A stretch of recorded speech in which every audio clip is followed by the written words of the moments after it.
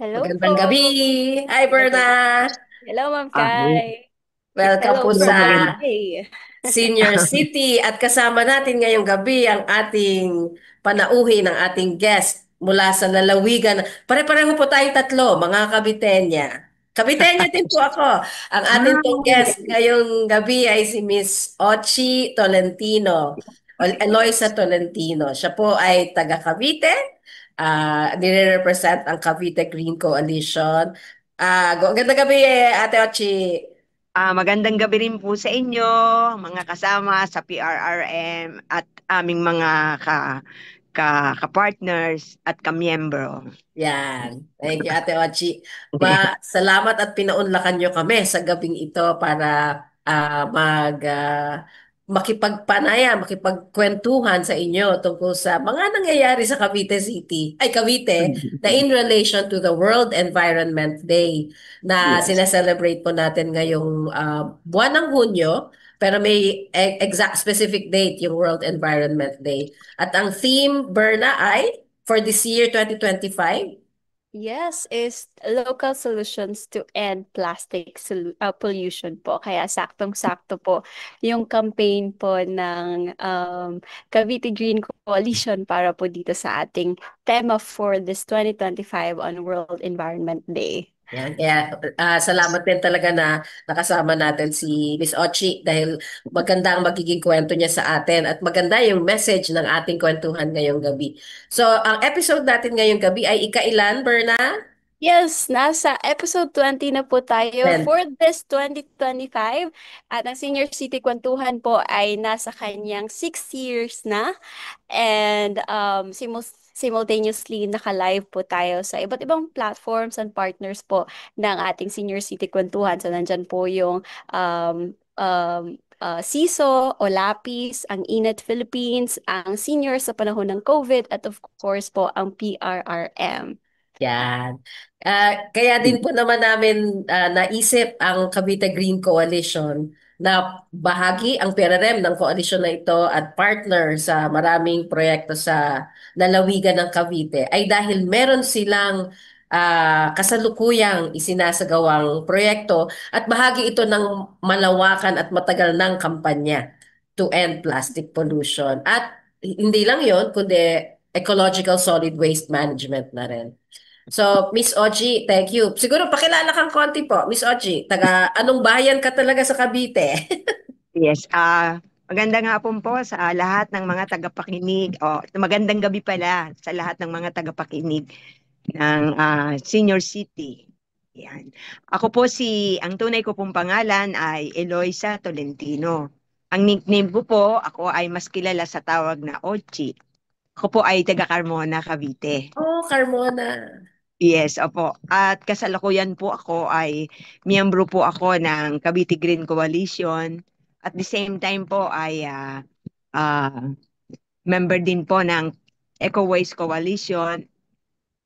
Ganun din po, member din po ako ng Diocesan Ecology on Ministry ng IMOS. At ako po ay zero waste campaigner dito po sa amin sa Cavite Green Coalition. Yun, ako yung zero waste din. Daanan natin mamaya sa ating kwentuhan. Sige Yes. po. Quick question lang Sige, po. Burns. Ilang years na po kayong eco-waste campaigner? Yun! Matagal na. Siguro mga mahigit ng 3 dekada. Wow! Mata- Tatlong Tagal na dekada talaga, na. matagal. 3 dekada na ako dito at ganun rin katagal ang aming partnership sa iba't ibang mga grupo kagaya ng PRRM. Yan, yan. Ako, sinisimulan na ni Miss Ochi. Dahil yung atin pong parang key phrase natin ngayong episode ay whole of community approach. Si Miss Ochi pa lang mag-isa niya, whole of community na. Bahagi siya ng simbahan, bahagi siya ng NGOs, Yeah. as an Yes. individual campaigner, talaga naman. Living what you believe Ah, in. Yeah. yes. Sige.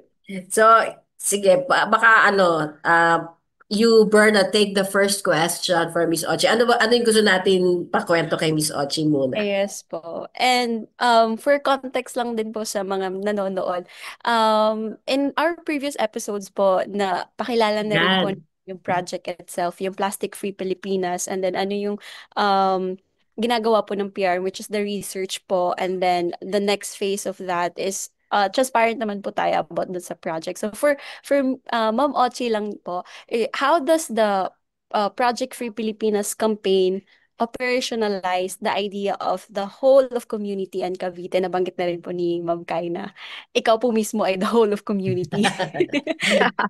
Actually, alam nyo, yung, Pilipinas, Plastic Free Pilipinas Project, kumbaga ito ay bahagi lang ng Yes. naging gawain ng Cavite Green at ng PRRM dito sa Yes. Cavite. Kasi actually, sabi ko nga sa inyo, kasi 3 dekada na ako sa ganitong advokasya, no? Ay bago pa kami nagkaroon ng Plastic Free Pilipinas Project, ay ang Cavite Green together with PRRM ay nagko-conduct na kami ng zero waste modeling dito sa Cavite when it comes to church, when it comes to barangay, subdivision, schools, no. Nagkataon na 2 years ago itong Plastic Free Pilipinas ay dahil nga member ang Cavite Green at PRRM ng Eco Waste Coalition, ay nagkaroon ng ganitong project. Kaya ang ginawa namin, ang Cavite Green at ang PRRM ay na-involve, nag-engage kami sa ganitong project.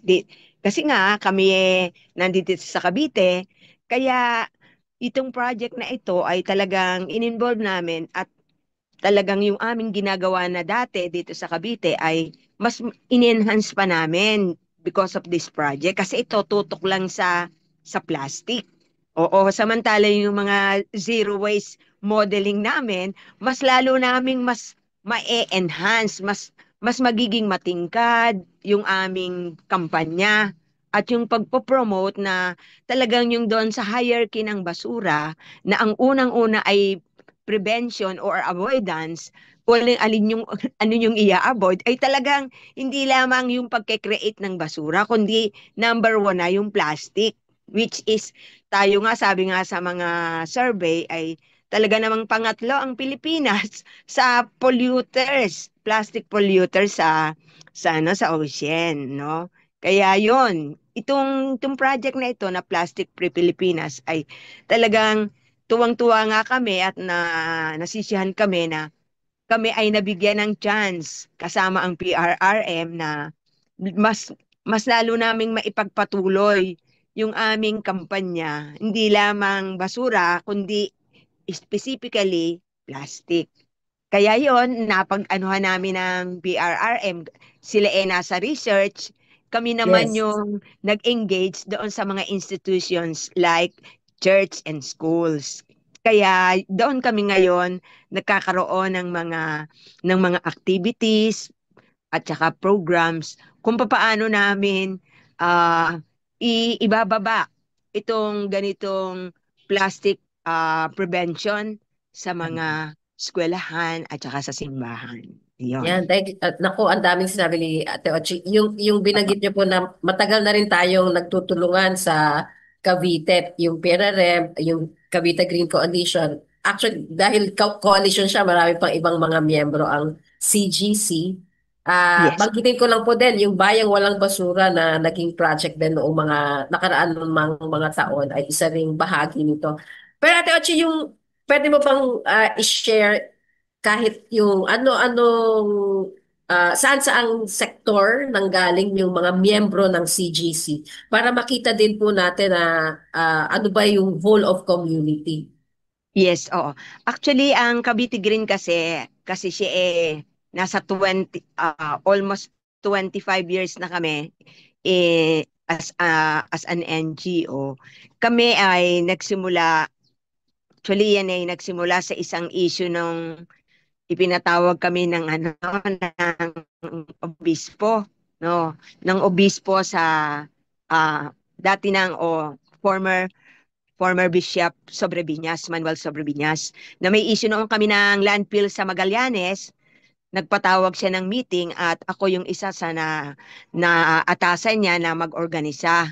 At ito ay Cavite-wide.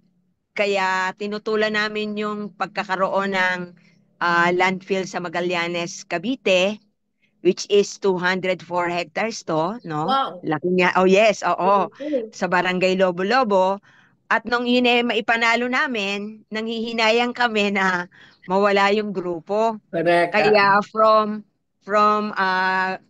grupo na tumutol sa Magallanes Landfill, ay yun inorganize namin at tinawag namin ito na Cavite Green Coalition. At ito ay isang multisectoral na grupo. Yan. Apo. Oo, na ang ito ay kasama namin dito, ang miyembro namin dito ay ang De La Salle University, DASMA, no?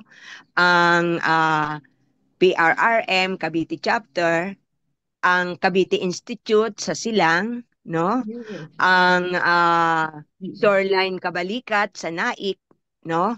Yung mga ibang mga fisher folk kagaya ng dati yung nung si Kuya Rapi nabubuhay Opo, pa, opo. yung namamangka, yan Oo. miyembro namin yan. Oo. Ah. Oo. Yung DMEC, yung Diocesan Ministry on Mm. Ecology, Mm-mm. ito ay binubuo ng mga ah, Ministry on Ecology sa bawat parokya. Kung ilan yung mga miyembro niyan sa bawat parokya, member yan ng Oo. Cavite Green Timek, oo. Coalition. Oo, kasi nga, Oo. simbahan eh. Siyempre, Wow. yes, oo. Kaya, yung mga ito, na nagsama-sama, plus yung mga iba pang mga environmental groups, no, kagaya ng nasa Kalasag, na ang grupong ito ay tumututok naman sa Climate. ah, dito sa sa seabed quarrying, Ah, sa okay. seabed quarrying, yes, Yes, yes. oo. Oo, ito ay bahagi rin ng Cavite Green Coalition. Kaya malawak ang sakop ng Cavite Green. Kaya ka pala po nasayangan dun sa na-organisa ninyo laban sa Magallanes Landfill dahil ang lawak at marami Yes, yung ano, yung yes, nasakop ng mga sumali sa kampanya. So yes, oo. Burns yan, anong sectors yung naalala mo sa sinabi ni Ate Ochi? Yes po, hindi lang po PRM kundi meron pa din pong iba't ibang NGOs tulad po ng Sakalasak, yung Shoreline Balikat, yung Namamangka na partner din po ng PRM na federation po ng ating mga mangingisda. Tapos meron din pong churches, lalo na po yung DMEC. Tapos Ah, meron din po tayong mga academes na yes. Lasal, at kung hindi Mm. rin po ako nagkakamali, yung Cavite Institute. Tapos ang alam ko rin po, Ma'am Ochi, kasama din po natin yung ICE, yung Elisea Youth for Sustainability. Di Oh, ba po? yes, oo, oo. Oo, may Opo. youth group din tayo. Oo, Yes po, kasi may meron din ano po lang yun tayo. ka-o-organisa lang nila late last year Ayun. eh. Opo. Oo. Opo, na nakasama din po ng youth arm din po ng PRM, ang PRRYA po sa ating Yes. youth camp about naman din Mm. po sa environment din talaga. Mm. So, doon po sa mga ano po na yon, sa mga various sectors po natin from NGOs to academies to churches to different federations din po na community orgs din po. So, paano po na-involve ang lahat ng sectors po na yon sa movement po na ito? Hindi lang po bilang participant, kundi as your partners din po talaga para po isulong po natin yung kampanya about plastic pollution. Yes, ang una namin kasing ginawa para ka makakuha ng data ay siyempre mag-survey tayo. Nag-survey kami sa simbahan kung ano yung need ng simbahan at kung yung bang aming isinusulong na o yung aming memorandum circular ng 2019 na wag nang gumamit ng tarpaulin, yung wag nang gumamit ng mga single-use plastic ay ito ay aming kinundak ng survey sa mga iba't ibang parokya. Oo. At ganun din, alam ko, nagawa ng survey tungkol naman sa mga establishment at saka sa mga hotels. Ito kasi mahalaga kasi may data ka para meron kang pagbabasihan. Evidence-based Importante po ba? yan. Yes, oo. Yes. Kasi alam naman natin pag ang plastic akala natin ang gusto ng tao kapag gumamit ng plastic, laging convenience kasi magaan, hindi ka na magbibitbit ng mga container. Yun Pwedeng yun. Kaya itapon. yes, oo. Kaya yon, inuna namin, kung nag-conduct din ang PRRM ng survey, kami din ay nag-conduct din kami kasi kailangan natin ng data.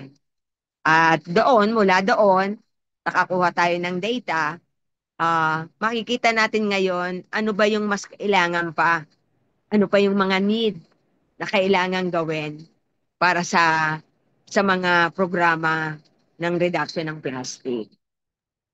Yeah. Ate Ochi, at naisip ko tuloy. So, halimbawa tayong mga NGO para sa kampanyang itong Plastic Free Pilipinas ay research ang ginawa dahil kamo nga mahalaga yung datos. Na-imagine ko, yung po bang simbahan halimbawa sa mga um, naisip ko lang mga misa pag nagsasermon si Father, ganyan. Nababanggit din naman yan sa mga misa sa simbahan, sa sermon, yung tungkol sa pag-iwas sa paggamit, lalong-lalo na ng single-use plastics. May ganun din po ba na naging role ang simbahan? Oo, actually Oh, nag-issue na before ang si Bishop Ray Evangelista I see. Oh, ng yes, oo. As early as 2019, nagkaroon na siya ng memorandum circular sa simbahan na bawal okay. gumamit ng tarpaulin. Okay. Ah, Oo, hindi na pwedeng gumamit ng mga, kumbaga, yung gagamitin mong mga flowers na decoration sa simbahan ay mga live plant. oo. Tapos, oo, kapag may activities ang simbahan, hindi ka na pwedeng gumamit ng mga single-use plastic. Kailangan yung Oh, tunay na kutsara, plato, pinggan, yun yung gagamitin mo na sa correct. mga gatherings or meetings na mayroon sa simbahan. At lalo yung pinatingkad last year, last June, talagang, kumbaga, naggawa na bukod doon, mas pinatibay yung naglabas ng statement ang Diocese of Imus para talaga mas paigtingin yung pagreduce ng paggamit ng plastic, especially single-use Single use. plastic.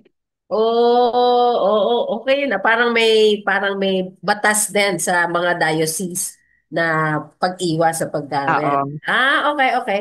Oo. Okay. Tapos yung pa rin pala naging role natin ng mga NGO. Siguro yung iba din like yung simbahan or yung academe, yung Mm. mga training po, mga orientation, mga capacity building para sa mga komunidad.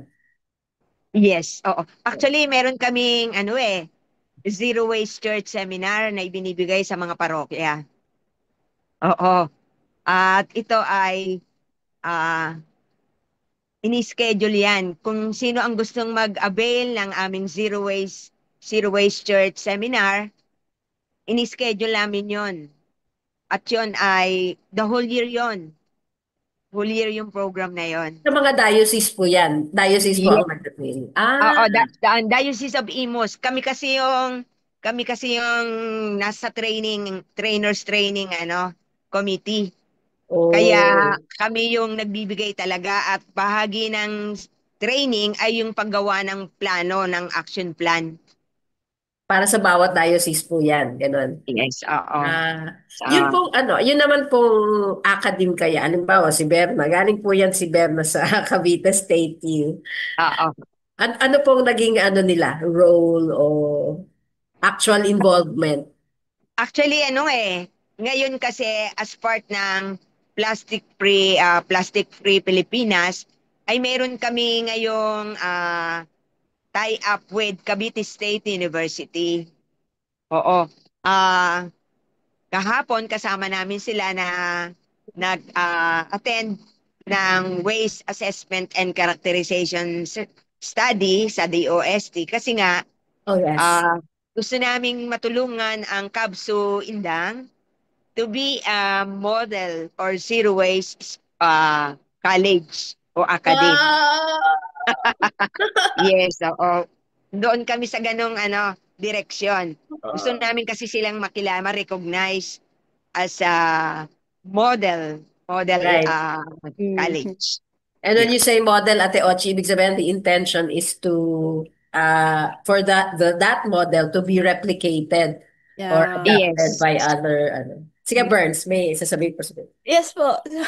Dagdag ko lang po kasi sobrang nag-align po kasi ang mga development management at international studies po ng mga estudyante po mula sa Cavite State University in the campus ay interns din PRM at nakakailang batches na rin po tayo and kasama po natin ang mga interns po from CVSU sa surveys po na nag-gather natin ng mga data. So, nagkaroon din po, tsaka po this week po, nagkaroon po kami ng evaluation sa mga current students and interns po. At nakakatuwa kasi isa sa kanila, hindi lang po isa, kundi karamihan po sa kanila ay nag-share na gusto nilang ma-share sa mga kaibigan nila ay ang hindi na paggamit ng SUPs kasi naging aware po sila na sa kung ano yung magiging sanhi nito in the long run. Kaya sila po mismo conscious na sa mga bagay na to and it's a win for all of us po kasi nga na-involve sila at may involve pa po ang future interns natin. Tapos sobrang align po kasi we have a plan po na i-mod po talaga yung Cavite State University din po na maging model school po for this campaign. So, yun lang po. Ay, ang ganda Very naman. proud. So, parang may isa pang ulit na sektor, no? Yung Opo. sektor ng mga kabataan at mga estudyante na direkta ding nagiging, ano ba Tagalog na involved, na lumalahok sa ganitong kampanya for Opo. Sa Gen Z na term ma'am, collab. collab. Oo. Okay. Ate Ochi, collab daw yon, collab. Sige. Ano pang ating Berna, ang maganda nating marinig na Yes kwento po. ni Ate Ochi about Grabe plastic. na-share niyo na po Ma'am Ochi yung plan nga po for CBS yun na maging model po for this campaign.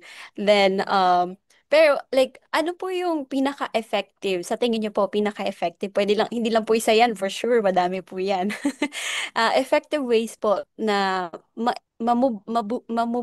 ma-immobilize po natin yung mga tao at magkaroon po sila ng behavioral shifts pagdating po sa plastic pollution na maging aware po sila na it's about time. Like, hindi na siya dapat pinoprolong or pinopos yung pagbawal or pag-reduce po talaga ng paggamit ng mga single-use plastics kasi sobrang lumulobo na po yung plastic pollution natin.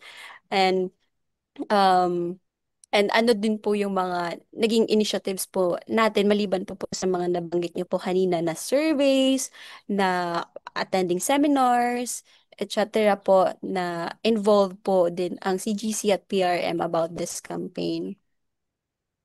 Ah, actually, ang isang nakikita ko na mas magiging effective ay yung witnessing. Kasi ano yun paglabas mo pa lang ng paglabas mo pa lang ng bahay, ah, Makikita. oo, makikita na agad sa iyo. Kasi ako, may tatak na ako ng ganun makita lang ako sa simbahan, alam na di ako nagamit ng plastic at saka during meetings, kailangan magdadala ka na ng sarili mong baso, lalagyan. Pag kasi may kainan, may dala ka ng lalagyan ng kompleto na yon. Hindi ka pwedeng, walang, kumbaga, pagkain lang ang dadalhin.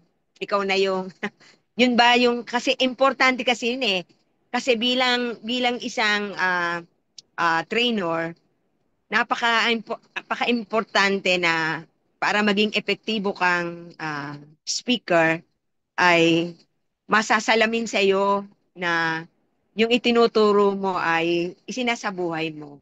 Ako yun yung nakita ko yung witnessing tapos continuous IEC sa mga eskwelahan, sa lahat ng institusyon. Importante yon na kagaya niyan, mapasimbahan, mapaeskwelahan, mapa-community like barangay o subdivision, lagi kasi kaming tinatawag. Kagaya ngayon, meron kami ngayong partnership with DANR dito sa 13. Magbibigay kami ng training sa mga barangays, no? Ito ay tungkol naman sa climate change, Oh, no? yeah. Napaka-importante na yung witnessing as speaker ay nakita ko yon, mas magiging effective ka. Tapos, yung continuous mo na pag-e-educate sa mga tao. At at the same time, ay yung ginagawa natin na sa media. Yung media ay malaking role para yung ating ginagawa, yung ating mga programa ay nakikita at talagang may nangyayari on the ground. Kaya yun yung nakikita ko na mga epektibo. Kailangan walang isang technique. Kailangan ikombinasyon to ng maraming bagay para makita natin na magiging effective yan. Yun yung ano ko. Gusto ko, Ate Ochi, yung sinabi mong witnessing. Oo. Kasi parang ano ba siya? Mula sa maraming angles, hindi lang isang tao o dalawang tao. Isang tao o maraming taong nagpa-practice at mas maraming taong nakakakita at na-observe yung ginagawa mo at nakikinig sa sinasabi mo. Okay yun, witnessing. Very, very church. Yes, oh. Kasi ano ako I am vegetarian kasi ako eh. More than 20 years na akong nagbabaon.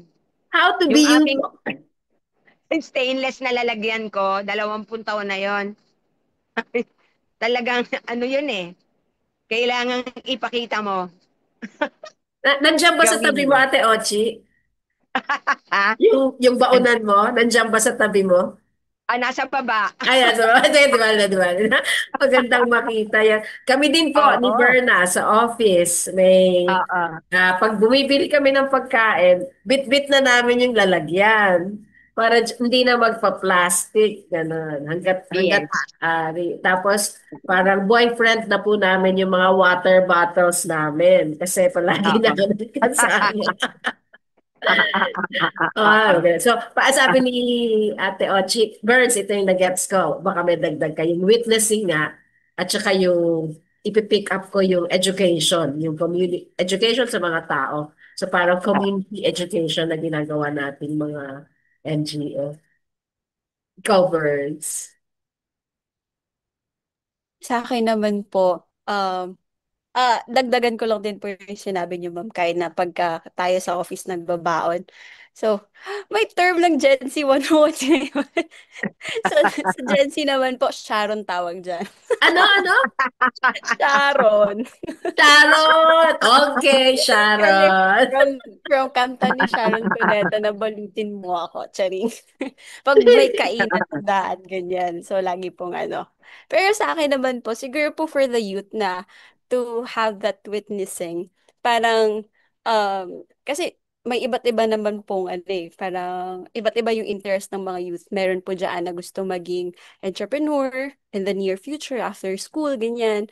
So if they have that consciousness na po agad na may nakikita po silang tao na really on to passion and passionate about, reducing SUPs, 'di ba?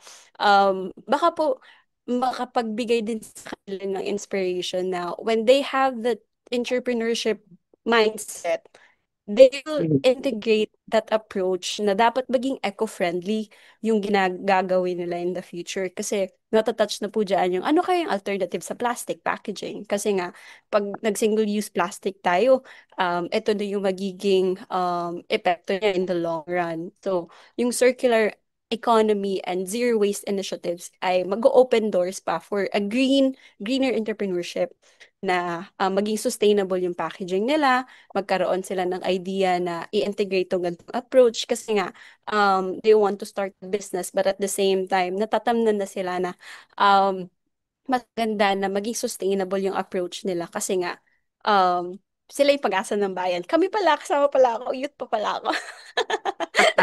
and also promote to reuse, reduce, recycle, and everything in between for that reduction of SUPs. Tapos, of course po, may mga bata din po, mga kabataan na onto community well-being. So, less plastic means cleaner environment. So, which leads to different, fewer, health risks na from microplastic to open burning na mga plastics, yung mga ganun. So, yung ganong klaseng witnessing na ginagawa po na pagmobilisa po ng mga tao ni Ma'am Ochi can really go a long way. And it's really going a long way na. Like, hindi, kasi sa 30 years po, or 3 dekada na pangangampanya ni Ma'am Ochi for sure po. Kaya po nabuo yung ICE, 'di ba, in Oo. partnership with PRRYA at madami pa pong school org na youth-led po sa mga schools and even youth org and youth-led din po sa mga churches. So madami pong natatouch. And excited po ako na hindi lang Cavite yung magkaroon nitong world of community na approach, kundi sa iba't iba pa pong provinces. Like magkakalapit po na provinces sa Cavite and regions. And buong Pilipinas. Yes. Yan Oo po. nga. Uh, Kwento ko lang kay Ate Ochi. Meron kami Ate Ochi na naging volunteer na French. Mga kaedad, mas bata pa ng konti kay Berna. Tapos sumama siya sa amin sa palengke ng Silang. Na malengke Hmm. kami doon ng pagkain namin. Tapos bumili kami ng longganisa, ng isda, ganyan. So nilagay ni vendor sa plastic, sa single-use plastic. So sige, di kami, kinuha namin, uwi na kami, ganyan. Tapos narinig niya kaming nag-uusap tungkol dito sa single-use plastic. Sabi niya, bakit gumamit kayo sa palengke ng single-use plastic? Kasi yun ang binigay ng vendor, ng tindera. Bakit nyo tinanggap? Parang, parang, oo nga naman, bakit namin tinanggap? So parang talagang yung binanggit natin kanina, whole of community, hindi lang yung buyers or yung consumers ang conscious dapat sa pag-prevent ng paggamit ng single use, kundi pati yung, sabi mo nga kanina Ate Ochi, yung research natin ay yung market sector, yung business sector, yung manufacturing sector. Paano din sila natin nahahamig para umiwas doon sa single-use plastic? So yun na yung, naalala ko tuloy yung kwento na yun. Sige, Ate Kasi kasi ako pag pumunta ako sa palengke, may dala na ako kung ako'y bibili ng isda, may dala na akong Tupperware. Kung bibili ako ng buko, may dala na akong pitchel. Hindi pag wala akong dala noon, hindi na ako bibili kasi ayoko mag-uwi ng Yun, plastic. tama. Pag wala kang dalang lalagyan, huwag ka na munang bumili. Kasi Yes. plastic ilalagay. Yeah. Tama, tama. Yan. Oo po. So parang for me din po, parang now you know na parang nandun na yung witnessing approach. Parang it also builds a sense of Actually. responsibility na sa mga tao eh. At sa mga Yes. kabataan na ngayon na Yes. nalaman ko na ginagawa to ng mga tao for a greater purpose at the same time. So tulad nga po nitong si French intern po namin. Nandun na yung Ah, responsibility na i-call out kami. Kasi nga, bakit nga ba namin tinanggap? Tama, tama, and tama. and that made things turn around na parang paalalahanan natin ng isa't isa kasi it's a sense of responsibility, shared responsibility ng bawat isa, hindi lang ng vendor, hindi lang ng buyer, kundi ng dalawang tao nasa dulo. Oo. Kung baka huwag makulitan kasi kailangan Opo. ulit-ulit eh. Yan. Oo. Sige po, Ate Chi. Yung isa pa naming pinag-uusapan din ni Berna nung ito yung topic natin, no? And the plastic pollution. Ginagawa natin ito sa Cavite. Cavite! Sino taga Cavite? Ako, Ate Ochi, Cavite City, pinanganak. Cavite City ka. Opo, Yes. pinanganak. Medyo Yan. malayo-layo ha. Medyo nakahiwalay. Oo, pakiwalay. Oo. Ano po, parang sa Cavite, may ganito ng pagkilos, tsaka Mm. pag-raise ng awareness. At sa maraming taon na yon, marami na din tayong mga naging impact sa mga communities at marami kasi tayo ding partners mula sa iba't ibang sektor. But that is Mm. Cavite. There is Laguna, there is Batangas, there is Rizal. Oo. Ano pa lang yun, Region 4A pa lang yun. Yes, Ano pa oo. yung mga ibang mga lalawigan o mga malalaking syudad. Sa Oo. inyo pong, based sa inyong karanasan at sa inyong sariling passionate practice to Mm. to prevent the use of plastic, especially single use, ano po ba yung pwede nating maibahagi na mga pamamaraan, not just one, sabi niyo nga kanina, kundi a combination of strategies Mm. or processes na pwedeng magawa din ito o mangyari din ito sa ibang mga lalawigan o kahit mga malalaking lungsod sa Pilipinas. Sa nakita ko kasi, yung hinihingi ng Laudato Si, kasi nga malaking bahagi ang simbahan, yung hinihingi at panawagan ng Laudato Si, kaya namin naisip na ah, maglabas ng circular, ah, memorandum circular ang simbahan through Bishop Ray Evangelista, ay dahil nga ang laki-laki na maitutulong ng role ng simbahan all over the Philippines. At ito yung kami pa lang siguro sa buong Pilipinas ang diocese na may ganitong programa na dapat sana ay dahil ang mga tao, kag sinabi ng simbahan, alam naman natin na yan ay mayroong dating at mayroon niyang malaking bahagi sa ating mga puso. Tayo agad ay sumusunod bilang mga Nakikinig. Yan. Kristiyano, oo. Tayo ay nakikinig, no? Dahil nga tayo bilang mga anak ng Diyos ay panawagan na kung nilikha ko ang Diyos, dapat kayo bilang mga tinawag ko na mga stewards o mga katiwala ay may malaking gampanin para mapanatili nating livable ang mundong ito. At ito sana yung tinatawag nga natin na magkaroon tayo ng zero waste church all over the Philippines. Kasi as of now, kami pa lang siguro ang ganito na may mga ganitong ah, mga panawagan, merong mga ganitong mga guidelines na dapat o polisiya na dapat ay sundin. Kasi malaking malaki ang magagawa ng simbahan kapag ito ay naging panawagan sa buong Pilipinas. At kung ito ay mangyayari, naniniwala ako na magiging mabilis at mas um, magiging malapad agad yung ating kampanya na bago tayo pumunta ng palengke, magdala na tayo ng basket, magdala na tayo ng sariling lalagyan. At kung yung lalagyan na yon, dapat yun lang man lang ha, yung lahat ng bibilin mo, hindi mo ipababalot sa plastic. Diretso na yon sa bag, sa cloth bag, katsa bag, o kaya ay sa bayong, o kaya ay sa basket.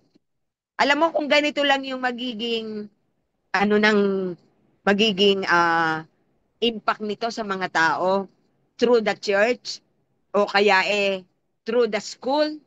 Alam mo, naniniwala ako na meron pa tayong malaking pag-asa na yung ating tinaguriang Pilipinas na pangatlo sa plastic polluters sa ating karagatan.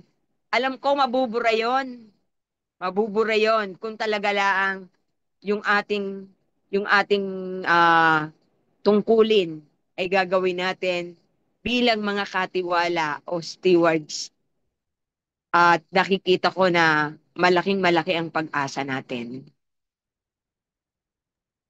Thank you, Ate Ochi. Pick up po yung sinabi mo po, no, yung sa may simba, dahil lahat buong Pilipinas naman, malaking bahagi ay may mga simbahan at pwedeng masimulan ng mga diocese o mga parishes yung parang binabanggit mo na zero waste church, no? May policy, may practice, Yes. at may enforcement no nung mga policies na 'yon. So, isa 'yon. Tapos nabanggit mo rin po yung ano, yung mga eskwelahan, mga paaralan Yes. ay may ganyan ding practice and policy. Oo, kasi ano yung ating RA 9003 o yung Ecological Solid Waste Management Act of 2000, 25 years na siya. Yeah. Kung ating titingnan, dapat ito ay na naipalaganap na at na-implement na sa ating mga barangay na siguro 25 years na rin kaming walang sawa, hindi lang simbahan, hindi lang school. Unang-una naming ginawa ay ang magmodelo ng mga barangay para maipatupad yung sinasabi ng batas na Republic Act 9003. Kasi ano kaya hindi ko na siya binanggit kasi andyan yung ating barangay, andyan ang ating mga LGUs, yung ating mga local government units all over the Philippines dapat yon. Doon sila, dahil yan pambansang batas, dapat sila yung pangunahing dapat na nagpapatupad niyan at the barangay level. At yung barangay level, dahil sila ang constituent nila lahat ando Households. doon ng mga household, ando Oh, doon ng mga residente, right. dapat yun, sila ang talagang tumututok. Eh, kami tayo bilang mga NGO, ang Eco Waste, ang Cavite Green, ang PRRM, bahagi lang tayo. Kaya tayo ay nag-e-extend ng tulong through capacity building. Lahat ginagawa natin ito. Pero aside from that, dahil yun nga ay batas na, kailangan palaganapin natin yon sa simbahan, sa iba't ibang institusyon, kagaya ng simbahan, ng eskwelahan, no, ng mga subdivision ng iba't ibang mga komunidad. Kasi importante yan para lalo nating makita na talagang yung mundo na ating iisang mundo na dapat nating pinangangalagaan ay maprotektahan natin, especially sa pagdami ng plastic. Yan, ako. Sige, Burns, ikaw naman. Ikaw mag-ano sa sinabi ni Ate Ochi. Oh, parang nasabi niya lahat. Oh. Parang copy-paste na po. Ako, ako i-stress ko yung ano, binanggit ni Ate Ochi na ipahabol natin kasi binanggit natin yung whole of community approach eh. And the whole of the community really should be led by the local government. Yung binanggit ni Ate Ochi na yung barangay o kahit yung bayan o yung city. Dahil batas ito, sabi nga ni Ate Ochi, batas ang RA 9003, mandato ng ating mga lokal na pamahalaan na pangunahan ang i-implement, sasagawa, pagpo-promote, pangangampanya para sa batas na ito at pag-enforce.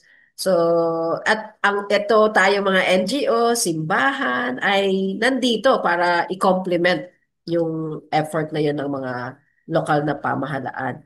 Yun ang ano, tama Ate Ochi. Ay, talaga siyang whole of community na pwede ngang i-replicate in other provinces or in other LGUs. Birds? Yes po.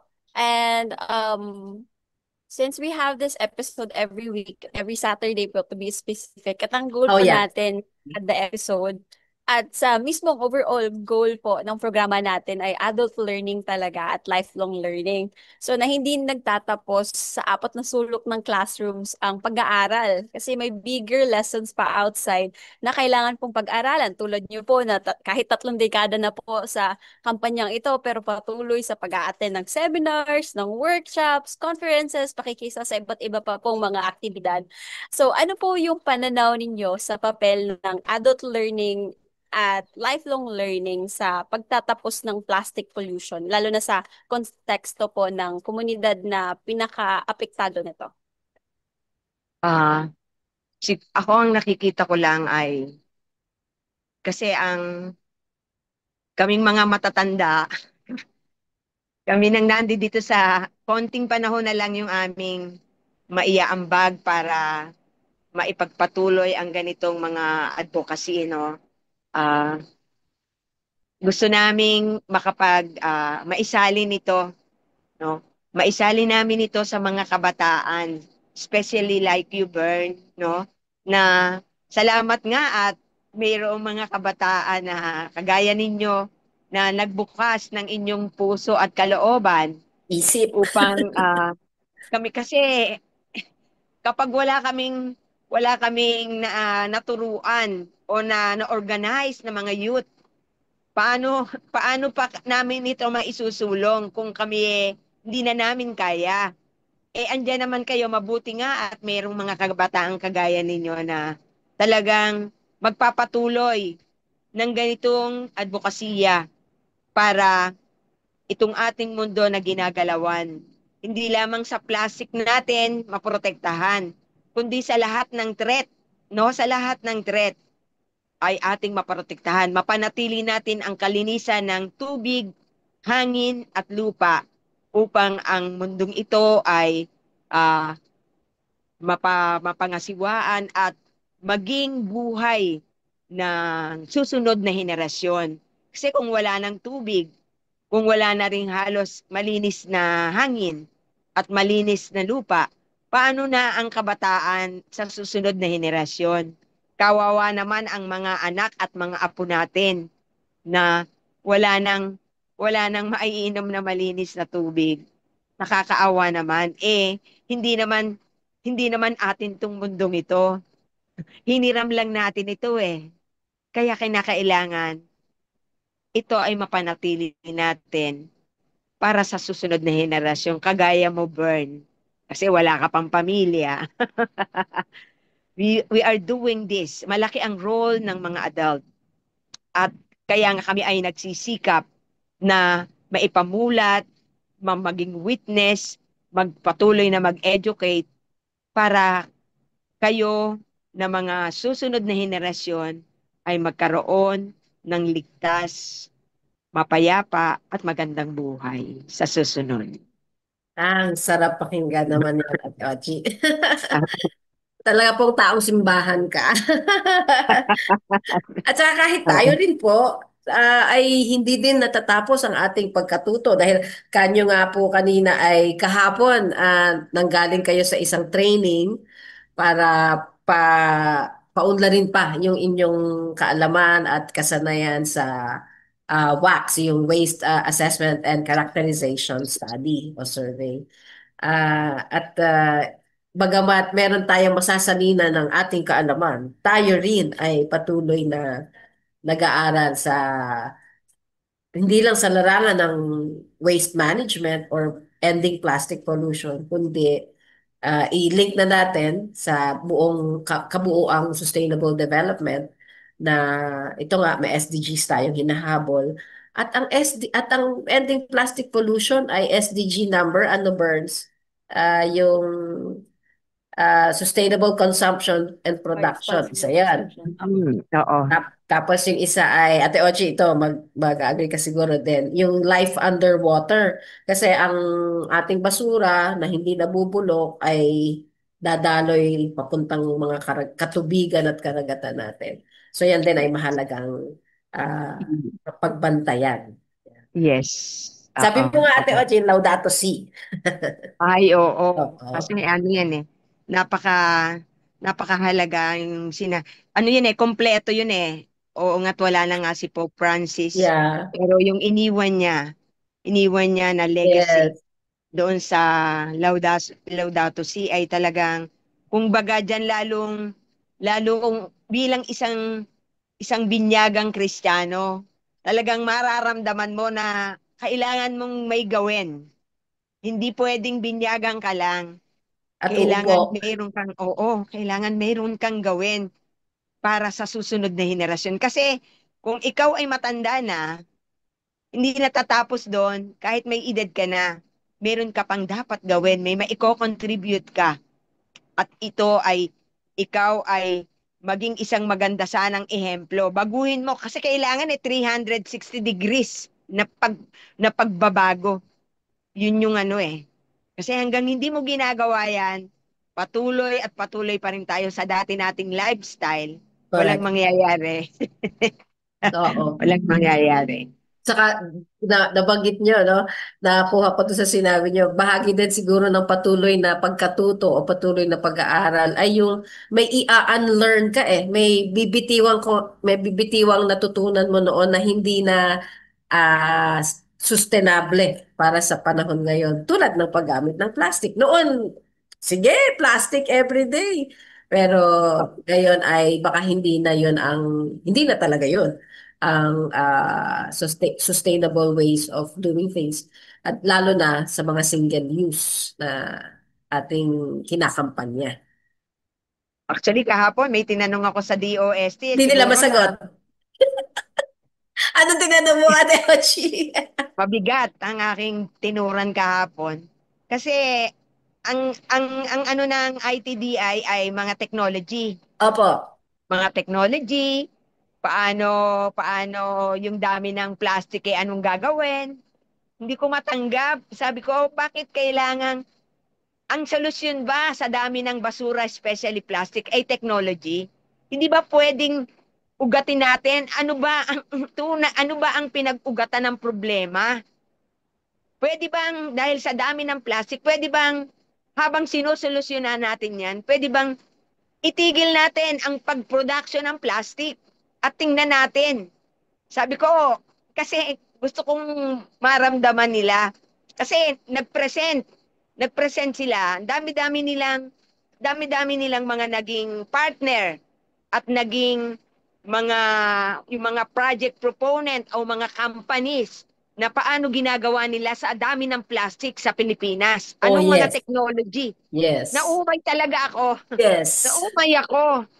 Sabi ko, sabi ko, ito ba, sige, kung pwedeng yung plastic, ginawa mong board, ginawa mong panibagong produkto. Pero lahat ng plastic na yan, di ba pag nasira yan, Plastic pa itatapon mo rin. rin yan, o plastic pa rin yan na itatapon mo sa landfill o sa lupa na magko-contaminate sa tubig, sa hangin, sa lupa. Sabi kong ganyan. Sabi ko, bakit hindi natin tingnan? Paano ba natin mababawasan to? Stop the production of plastic. Hindi technology ang solusyon. Sabi ko, kinakailangan yan, yung lifestyle natin, baguhin natin. Sabi ko, kasi ako, na-attend kasi ako as member at ng Eco Waste Coalition. Opo. Ma-attend ako ng technical working group ng Opo. MMDA. Uma-attend ako ng o last week nasa DAP kami sa Tagaytay. Nagpatawag ang DILG Region 4A. Pinopromote ang WTE, Waste to Energy. Which is, Hala! yes, oo, kaya kami, umatend ako kahit ayoko pa. Ayokong dumalo, umatend ako. Alam mo, nagtanong talaga ako. Hindi ko maiwasan na, hindi Opo, ano. opo, Kasi, oo. kasi parang okay lang, para bang sabi lang okay lang na gumamit ng plastic. Kasi Meron namang pang-energy. WTE meron namang Yeah. may waste to energy naman na sosolve yan at yan susunugin lang. Tama ba yon? Sus Mariosep, sabi ko, okay na ba yung technology yan? Meron ba tayong laboratory para ma-gauge mo Patunayan. Oo. malaman mo kung gaano yung dioxin at furan na ine-emit ng pagsusunog ng plastic ng WTE na teknolohiya. Sabi kong ganyan. Ready na ba talaga ang Pilipinas? Sabi kong ganyan. Bakit hindi tayo magtuon? Sabi ko. Dahil yung RA 9003, segregation at the household level, at ano ang pinakamalaking bulk ng basura? 50 to 60% is biodegradable. Sabi Mm-mm. ko, lahat ng bayan, especially Metro Manila, ang laki-laki ng binibigay nilang pondo para sa hauling, daang milyon. Pero bakit nakakapag nakakapag-alat kayo ng daang milyon para sa hauling? Bakit hindi tayo mag-alat ng pera para sa technology to address biodegradable, which is 50 to 60% ng The basura? waste. Kapag na-address mo na yon, ang laki-laki ng na-reduce mo. At ikaw nakakomply ka pa sa ECA ng DILG. Yung 60 to 60% na kabawasan o waste diversion mo, magagawa mo. Alam mo Grabe. hindi ako nasagot ng ano. Hindi ako nasagot ng Oo nga, DIL. hindi ka nila masasagot doon, Ate Ochi. No? Grabe. Anyway, Pero magandang topic yan, Ate Ochi. Pwede natin gawin isang episode yan, yung binabanggit mo pong waste to energy na ano, na kinakampanya din natin. At yung binanggit mo pong Eco Waste Coalition, na miyembro din tayo lahat, CGC, PRRM at iba pa, ay nagkakampanya din dito sa laban sa WTE, no? Kailangan pa nating pag-aralan kamo nga at hindi pa proven na magiging ecologically helpful o viable. oo, viable ang Sorry. ganitong teknolohiya. At nire-reinforce nga niya yung pag-produce at paggamit ng mas marami pang plastic para meron siyang Yes. pala doon sa Oo. kanyang WTE facility. So, maganda pa, isa pang malaki at mahaba at magandang usapin yang binanggit mo kay WTE na kailangan pa rin natin pag-usapan at kailangan natin mas unawain, pag-aralan at para mas marami pa ang tumaas ang kamulatan at kumilos para dito. Mm. Yan, Bernadette, napatahimik ka. Kala mo May tapos bago na na ha? naman po akong natutunan. Oo nga. Oo nga. Bago na naman po sa pandinig ko. Yan po yung pinakagusto ko sa senior city. Kasi lahat Yung? madami akong na-absorb na bago. Oo nga, ako din, ako din. Another assignment. Oo. Pero dahil yan, Yes po. nakuha na natin ang bahagi ng araw ni Ate Ochi, Yes nagpapasalamat po. kami. Masaya ang aming usapan sa iyo. Hindi lang Yes. malaman, kundi masaya din at Yes. maraming kwentuhan na bagamat may very concerning, ay may pag-asa na may kikilos para dito sa kinakampanya natin. Thank you, Ate Opo. Ochi. Kita tayo sa Oo. Cavite minsan. Oo, maraming salamat din sa pag-invite sa akin. Opo, Salamat. oo. God bless you. God bless Thank you. you, Thank Ate you Ochi. Yeah, po. Ikaw thank you. din.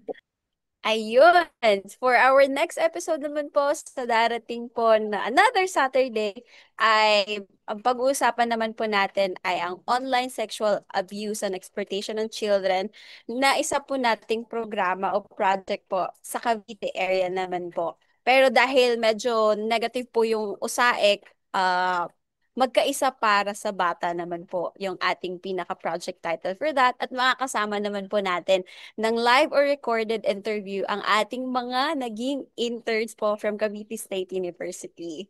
Exciting!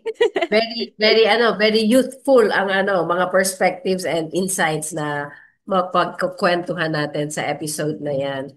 At yan Yes. yung Makabata in short, yung ating kampanya para labanan ang OSAEC na binanggit ni Perna na lumalaganap paunti-unti pero yan ay gusto nating makitil.